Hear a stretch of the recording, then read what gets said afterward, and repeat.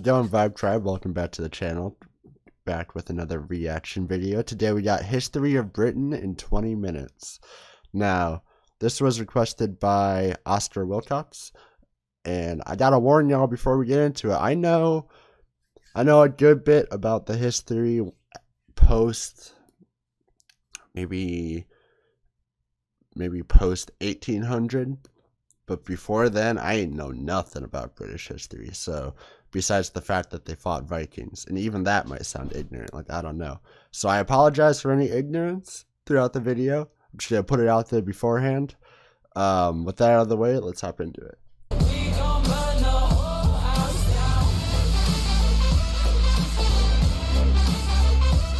All right, and welcome back. So, like I said, I'm nervous about the beginning part because I'm not gonna know nothing, but that's fine. I'm gonna just let him do the talking. Once it comes to the part where you know Britain starts to form America, basically, then I'll know more. But we're just gonna get through the first part and learn something today.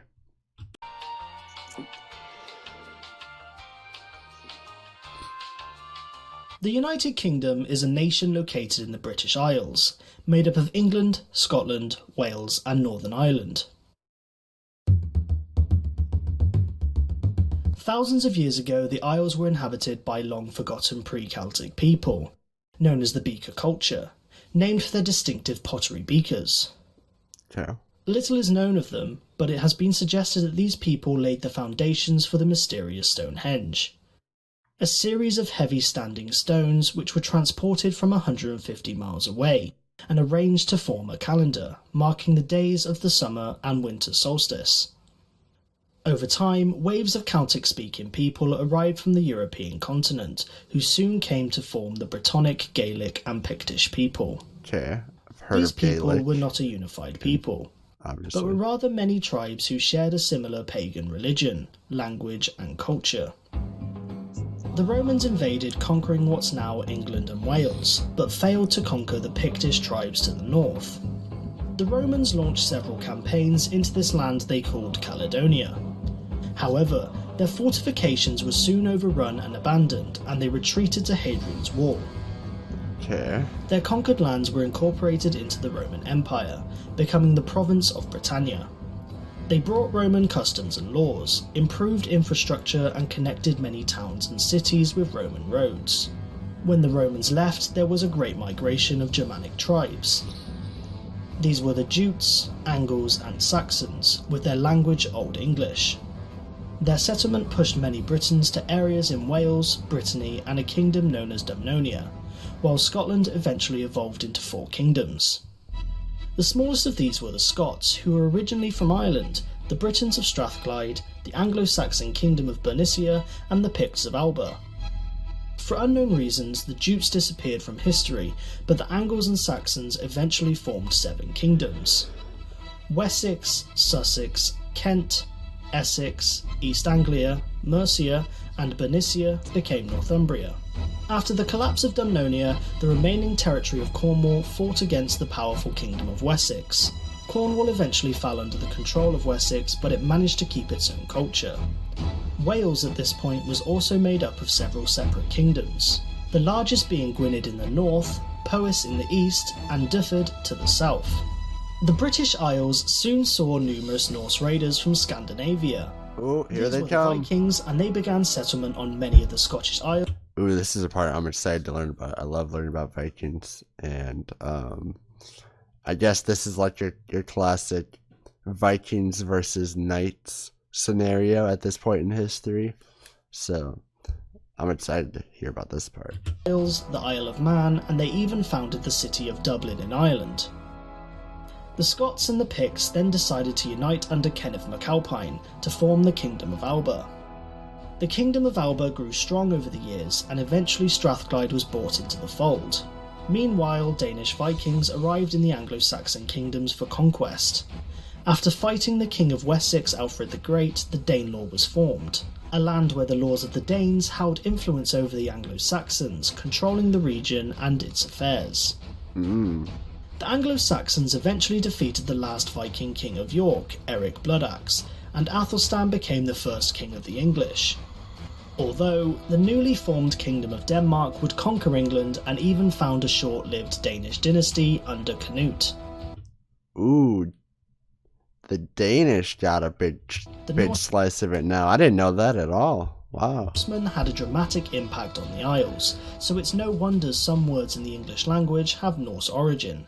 Makes sense. After defeating Could you guys give me some examples of words that have, words that I've probably heard, words that are, popular or common that come from Norse languages? That'd be really cool to know some of those. Sea raiders from Ireland, the Western Isles, Scandinavia and Anglo-Saxon forces from Mercia, Griffith ap Llywelyn subdued his rivals in southwest Wales. Llywelyn became the only Welsh king ever to rule over the entire territory of Wales. He was defeated by the English Earl Harold Godwinson and killed by his own men, leading to the Welsh kingdoms splitting apart once more. It's crazy how many different groups are just kind of splitting up this pie right now. I know it's going to kind of even out.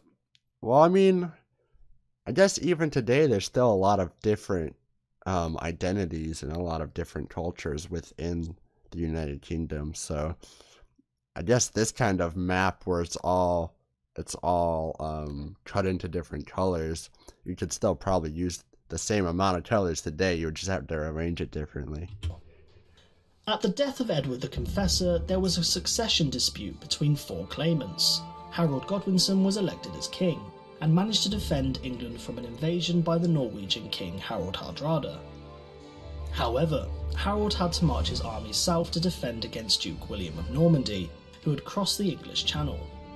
According to tradition, at the Battle of Hastings, Harold was killed by an arrow to the eye, and the Norman invaders were victorious. The new King William defeated a number of rebellions, built a new design of castles called moat and baileys, and introduced a number of reforms, like trial by combat and the Domesday Book. The Norman dynasty invaded into South Wales and parts of Ireland, creating the Lordship of Ireland. At court, nobles spoke and conducted sessions in the Anglo-Norman language, which endured for centuries and left an incredible mark in development of modern English. After a brief civil war, Henry II would marry Eleanor of Aquitaine, establishing the Angevin Empire, beginning a long rivalry against France. Richard the Lionheart defended much of this territory and also became a central Beginning a long rivalry against France. I guess you could say that again, considering it's still there, right? Christian commander during the Third Crusade, achieving considerable victories against his Muslim counterpart, Saladin. Under King John, heavy taxes were imposed on his barons in order to pay for his expensive foreign wars.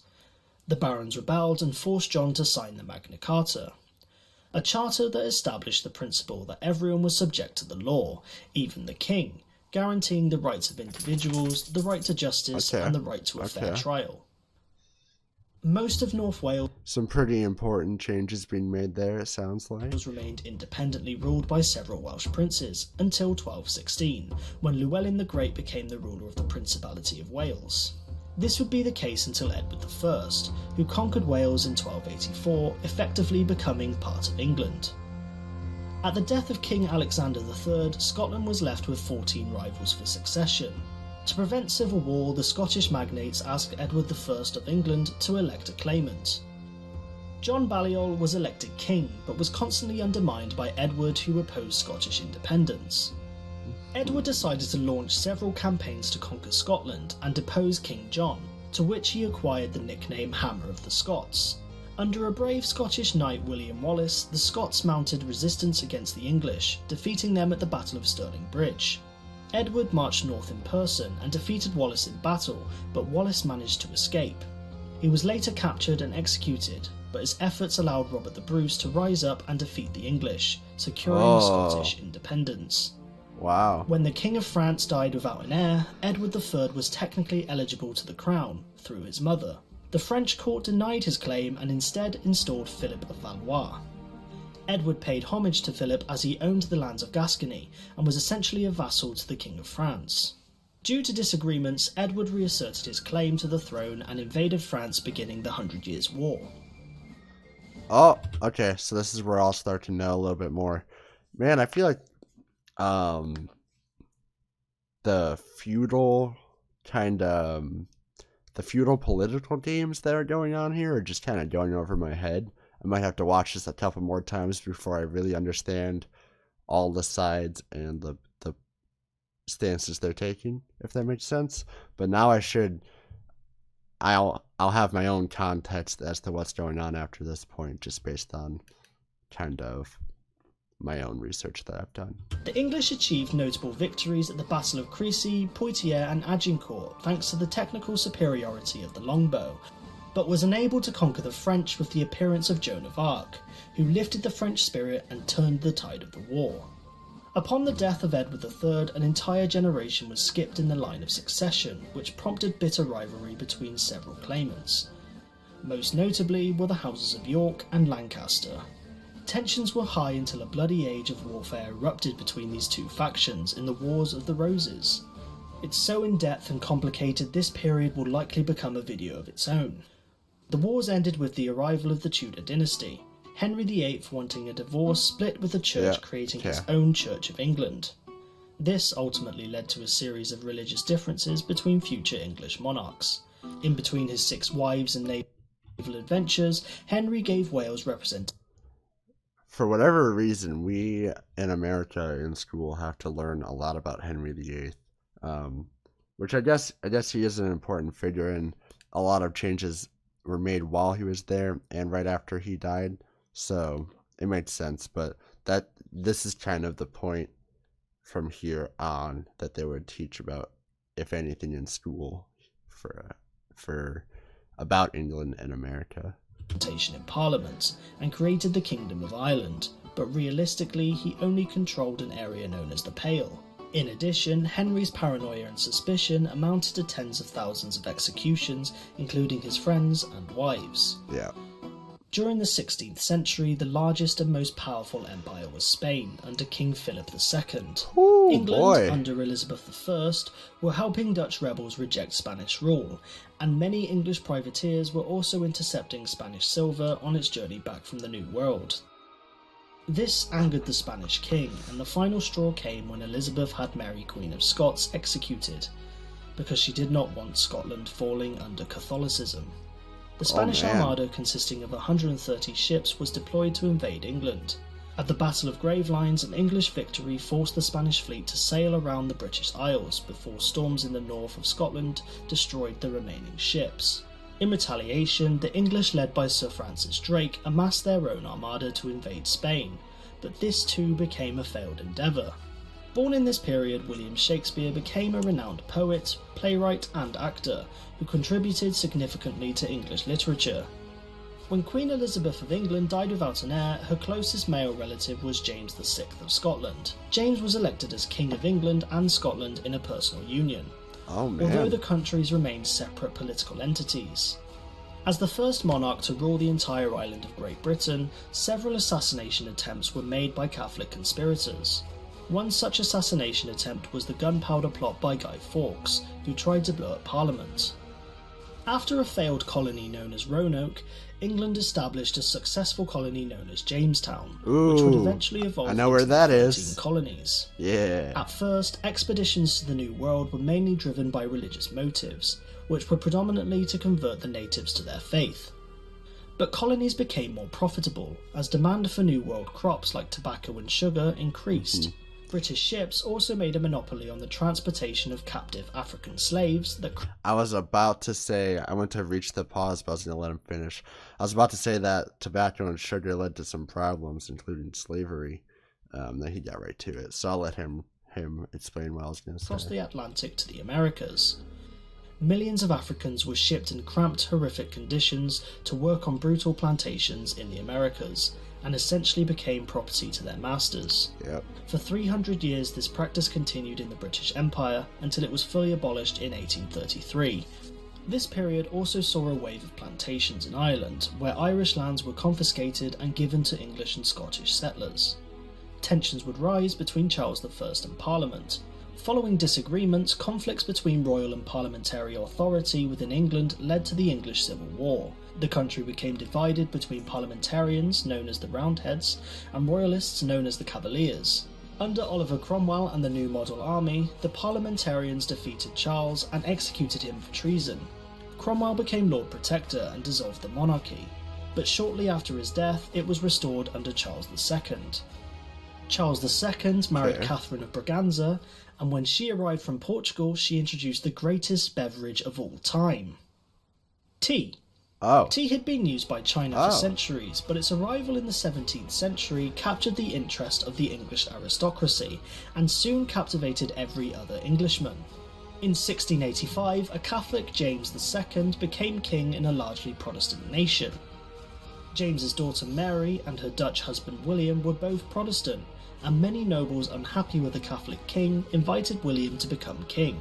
William found considerable support when he invaded, and he was soon crowned King William III in what became known as the Glorious Revolution. Although William's supporters dominated the government, there remained a significant following for James II in the Scottish Highlands. Clan MacDonald of Glencoe was one such group who had not been prompt in pledging allegiance to the new monarch. For this reason alone, 38 members of the clan were murdered in what became known as the Massacre of Glencoe. After Scotland's failed colonial endeavours in Nova Scotia and Panama, and an economic crisis in the 1690s, there was a union between England and Scotland, forming the United Kingdom of Great Britain. The House of Stuart had ruled Britain for just over a century, but ended with the death of Queen Anne. Sophia of Hanover was the granddaughter of James I, and her son George became king. Great Britain soon found itself drawn into several European wars, most notable being the War of the Spanish Succession and the 7 Years' War. Victories in these wars resulted in territory for the Empire, particularly in North America, although it resulted in considerable debt. In order to make up for this debt, King George III ordered heavy taxes be placed on the 13 colonies. This, among other reasons, culminated into the American War of Independence, and with financial help from France and Spain, the Americans were victorious. The East India Company, which was founded by Elizabeth I, had grown rapidly, and even operated its own military and controlled a sizable amount of territory. The company had set up fortified warehouses where they traded with many India rulers, acquiring important luxuries like textiles and spices. One of the most important cities of all was Bengal, as it had a large taxable population. The governor of Bengal, Robert Clive, ordered that the population grow opium to export to China, instead of growing food, as it proved to be a great source of income. However, when a famine struck, it resulted in the deaths of millions of people. Meanwhile, Captain James Cook arrived at New Zealand and the southeast coast of Australia, although he wasn't the first to discover the area because of past Portuguese and Dutch explorers. Then they were like, ooh, we can start sending our prisoners here now instead of America, since America's pissed. However, unlike the Dutch and Portuguese, Britain claimed it as their new penal colony, known as New South Wales, with the first convicts arriving in 1778. A new with Kajabi threat had emerged from France. French Emperor Sorry, I'm allergic to ads. Napoleon Bonaparte.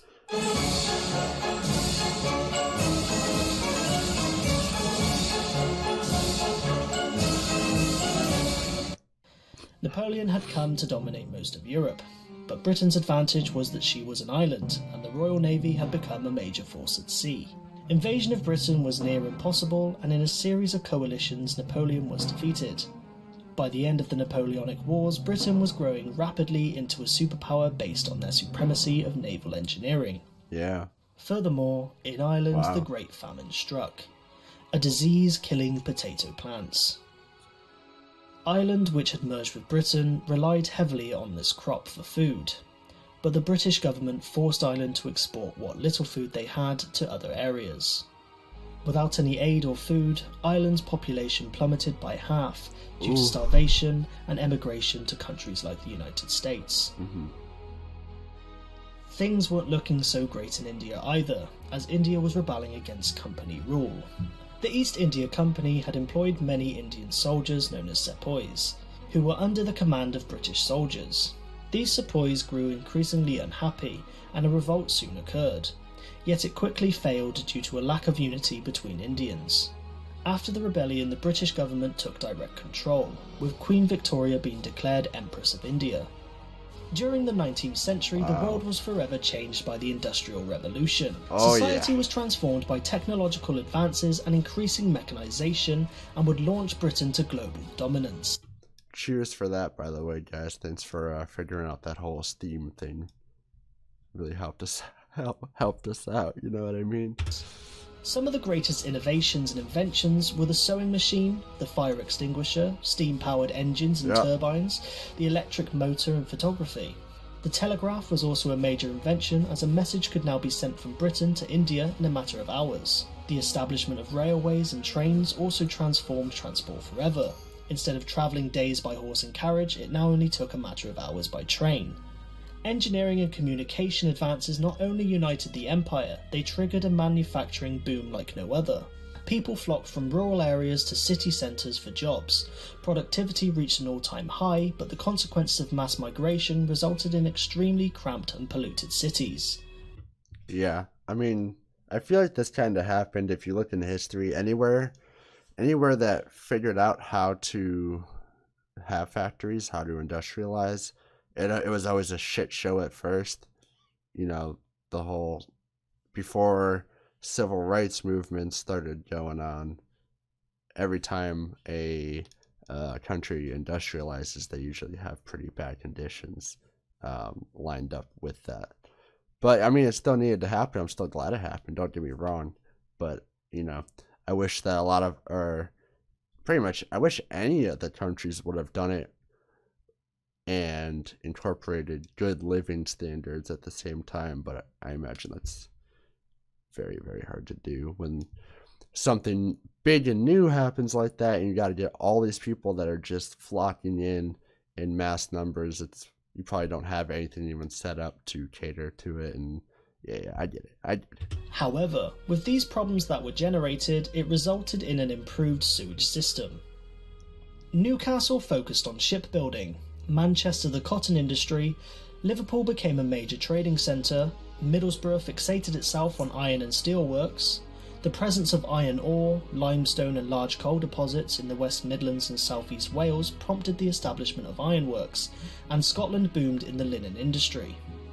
The Victorian era also saw a major change in society, as families from the poorest backgrounds gained access to education, although it was much stricter than today's standards. The 1860s also saw the rise of the greatest food combination ever: fish and chips.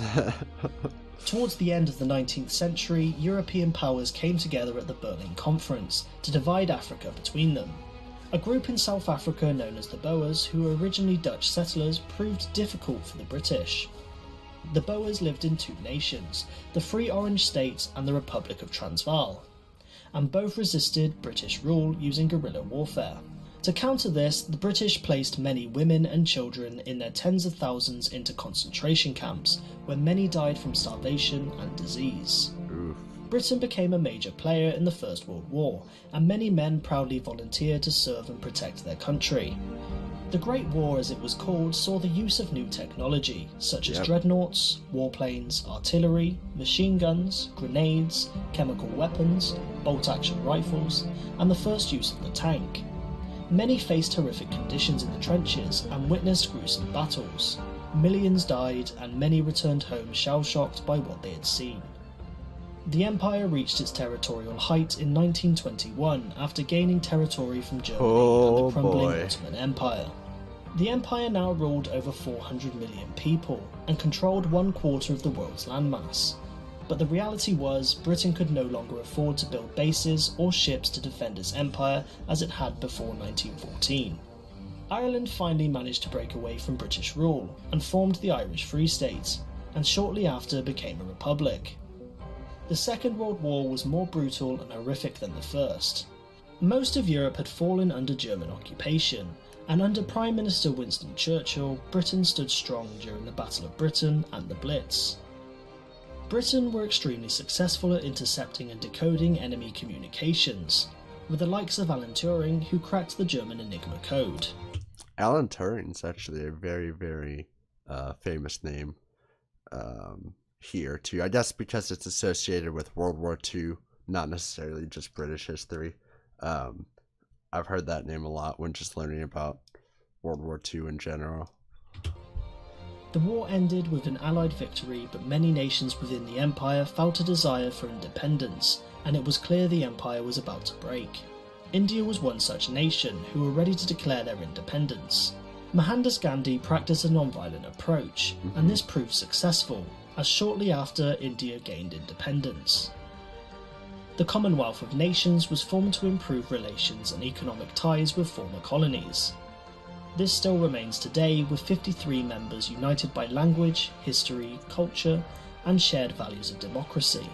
The British Empire officially ended with Hong Kong, Britain's last colony, being handed over to China in 1997. The Empire committed many atrocities on many different people, imposing their culture and civilization while often wiping out native ones. On the other hand, this brought about globalization and the uniting of the modern world. And without such innovations and industrialization, the world might have been a very different place. The United Kingdom suffered a small economic recession in 2008, but has since recovered. It is a multicultural society, with each region retaining a presence of its history and culture. If you ever visit, look out for the Welsh cake, the haggis, the whiskey, the Chelsea bun, the parmo, the Cumberland sausage, the Yorkshire pudding, or the Cornish pasty. Ooh, I want to try some of those. Hey, I've definitely tried plenty of whiskey in my life, being here in Tennessee. When it comes to America, Tennessee is kind of one of the homes of whiskey. Jack Daniels is here, and that's one of our biggest brands. So I'm pretty experienced in the ways of whiskey, gotta say. The UK remains a member of NATO, United Nations, and the World Trade Organization, and uses the pound currency. In 2016, a referendum resulted in 51.9% of voters in favour to leave the European Union, although the countries within the United Kingdom became divided on the matter, leading to the many questions of its future unity. Thank you for watching. Let us know your thoughts in the comments, like, subscribe, follow us on Twitter, support. I like that. That was really good. I guess that wasn't as fast paced as I thought. I guess when you're only talking about one country, 20 minutes is actually plenty of time. Well, if you guys have any more British history videos you would like me to watch, and or British comedy, that's probably what I'm gonna make next. I might make that today. I might make 2 videos today. So if you see this and you got something you really want me to watch off the top of your head, go ahead and comment down below. I'm gonna be making most likely another video today, so be on the lookout for that. If you like the video, give it a like, spread it to more people. If you want to see more of me, go ahead and subscribe so you can get notified when I post a new video. And if you want to keep talking to me, after videos, if you didn't get enough talking about the topic, check out my Discord server. It's in the description, and it's 100% free to join. Alright, love y'all. See you in the next one. Remember, vibes never die. All we got is a bag in the backseat. And it's love we share, not shabby at all. But the fact is we moving too fast, but the thought passed me